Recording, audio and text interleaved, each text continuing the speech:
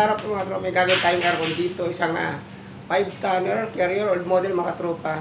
Yung outdoor mga tropa maandar at saka yung indoor wala siyang fan blower mga tropa. Na-check na namin to kaya ngayon dumating yung binili naming pyesa. Ang nag-isira nito mga katropa, para sa mga baguhan lang pala to Yung nag-isira lang pala nito, fan capacitor. Kaya una-una i-check yung mga tropa, yung mga bagong technician. Check nyo agad yung capacitor ng fan motor. Kahit kahit outdoor. Check nyo agad yung capacitor. Ito ang natin, 4 UF, ito 4 UF, naging 0.8 na lang to 0.4. Ibig sabihin, mahina na. Thank you.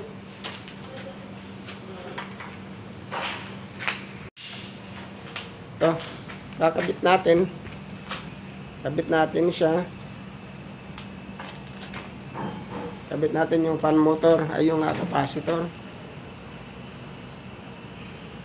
Ito, pre. Yung pag tatanggalin nyo naman mo sa mga baguhan ng technician, kahit saan may kabit to mga trupa ito, baliktaran naman yan.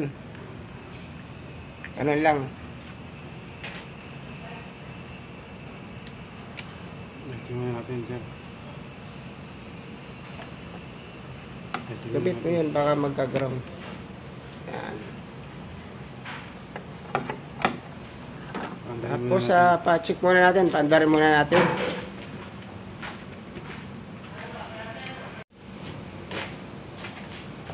Ito mga tropa, nakabit na yung capacitor. Susubukan natin paandarin.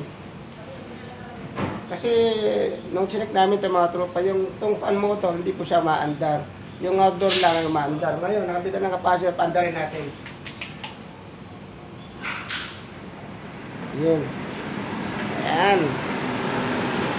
Gusto nyo. Maandar na yung fan. Tapos, may paandarin yung compressor, yung outdoor. Okay, yun. Ayan. Ito yung outdoor. Maandar na yung outdoor. Pero yan, umaandar talaga. Pero yung fan motor, hindi mga tropa. Yan na siya.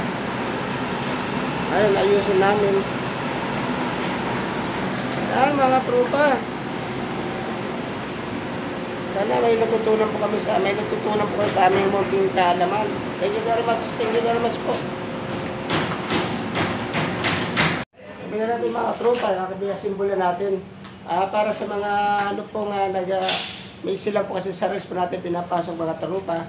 Kung gusto niyo mapanood kabuan ng ating ginawang aircon, punta po sa aking YouTube channel, Mingos Vlog. In-upload ko po lahat yung ginagawa ko sa bawat sang aircon. Kaya dito, papasok ko sa reels, kaya maiksi lang.